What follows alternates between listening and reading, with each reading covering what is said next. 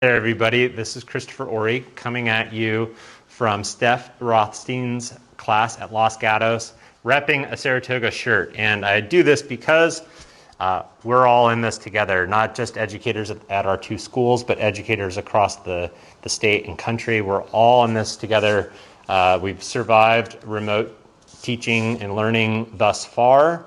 And now we're trying to figure out how do we make the transition back to a classroom. And no matter how it all works, there's going to be a period of time where not everybody is in our classroom. Some students are still at home. And so the challenge is to figure out how to bring the best practices that we've developed from our own teaching at home back into the classroom. And so if you think back to the journey we've been on as teachers in remote learning, it's taken time for us to kind of figure out our workflow. We all have one, maybe two computers, or a computer and a second monitor, different devices, document cameras, and the like. And so what we're trying to do here is bring what you've grown comfortable with into the classroom and maybe adapt that as necessary to support the students that would be in our classroom. And so I've been trying to wrap my head around this for months, trying to figure out what this might look like. And we've done some troubleshooting and kind of worked out some specifics. Now, I will say that there are variations across the board. First of all of our classrooms look different. Second of all of our teaching styles and subjects are different.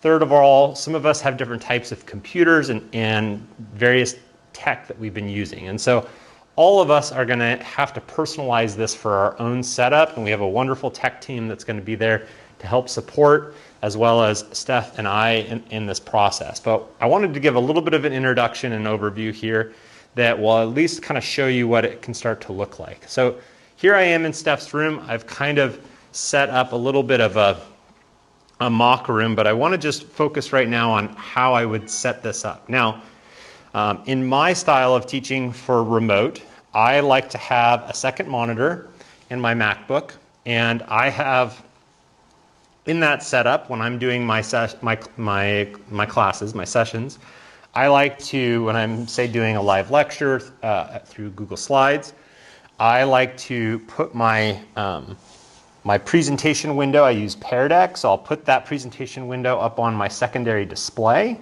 and then I'll have the teacher dashboard on my computer. And then I share my secondary screen with my students over Zoom, but I can do the same over Meet. And that's what they then see. I'm able to see their work on my own computer. Now, as I adapt this to the classroom, the thing that's different is I need to be able to project what's on this screen to my students in the classroom, okay? So I'm going to use two different cables to actually connect the secondary display and the projector to my computer. And what it does is basically it's a second and third screen. Now, here I have one screen, and then I have a second, and then I have the third. So I'll have basically my computer screen, and then an extended screen, which is my monitor, and then my third is the projector. Now, if I've already lost you, it's all good, because you could just plop your computer down, bring up a live session, and begin talking to students and talking here. But this is just one way you can do it, right? So here I go. So I have, with the new MacBook Pros, they have changed from a standard USB to a USB-C. This is what computers are going to. A lot of Chromebooks now are using the USB-C. And so here I have this adapter that allows for an HDMI cable to be plugged in. It also has two USB ports and the power cord port. So now I can plug in my computer so that it is charging. So I'm going to plug that in here, and then I'm going to bring it over and I'm going to plug it into one of my two USB-C ports. Okay, so now my computer is communicating with the projector. Next, I need to connect my display, my secondary monitor, to my computer. So here is a different USB-C adapter. This one has a VGA cable. It also has an HDMI port. Here I'm going to plug this in now to my setup, okay? And on my MacBook Pro, when I first set this up, I have to go to System Preferences and go to Displays, and I have to uncheck the option to mirror my display. And I set it up, and we'll have pictures of this, to have 1, 2, and 3.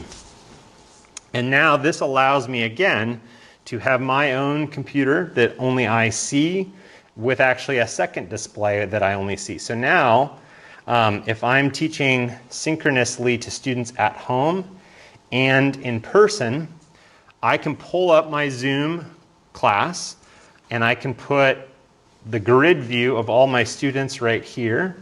I can be doing my work that needs to have the teacher dashboard or whatever stuff I need to show. And then I can drag what I want everybody to see. I can drag across, so from this computer across to this, up to my projector. And here, let me go ahead and close. And actually here, I'll drag this over so that you can see that what I have basically done here is I have set it up so this is my computer. This one right here is then my second monitor, and then this one right here, the third, is what you're looking at right now. So I'm literally dragging my mouse across and across. So it's kind of funny, and it takes a second to get used to. But here I have now my Pear Deck, my live lecture. So I can show this up on the screen. My students in the classroom can see it. I can then go to Zoom and choose Share Screen, and I can share this screen. So now my students at home, my students in class can see this exact same screen, and as they are answering my questions, I can then look on my teacher dashboard and monitor and give feedback and go from there, okay? There are other elements to this setup that one could use. Many of us have been using document cameras. So a document camera is great because not only does it allow you to show documents in class and go over it, but it also allows you to treat it as an extra camera. So I can plug this into one of these adapters here, one of the empty USB ports, and now I can use this as my camera. I could actually project this and show this out here to the students, and my students could then my students at home could then see my students in the classroom. This has a built-in microphone where if you set this up to be the microphone that is being picking up the audio on your Zoom or Google Meet, depending on some things, I've played around with it. Surprisingly, it does pick up the audio in the room. Now, obviously, if there's a lot of noise and commotion, maybe not so much, but it is possible for students in the room to speak and it be picked up on this microphone. And so now we're starting to provide the opportunity for students at home to talk with students in the classroom, okay? If you are mobile and want to have real good clear audio, there is an option to get a wireless microphone. So here we have teachers can put this on. You can really feel like a rock star, okay? This has a USB transceiver that plugs in and then communicates wirelessly with this. It has different frequencies, so we're not bleeding over each other's frequencies in our rooms. Put this on our pocket, and now the audio comes through crystal clear, and so students at home are gonna have no problem hearing us. So if that becomes an issue, then you can roll with it. And then now I can be moving around that I have my microphone on. I can potentially move around the classroom while still trying to maintain the 6-foot safe distance from my students. And, that may or may not be feasible depending on your room, your comfort level, or the need itself. So I hope that helps give you a little bit of an idea of what this kind of setup could look like. It's ultimately going to be a transition for us to get used to all this technology and health and safety precautions and teaching our content. But take it slow. Don't feel like you have to figure out all the things at once.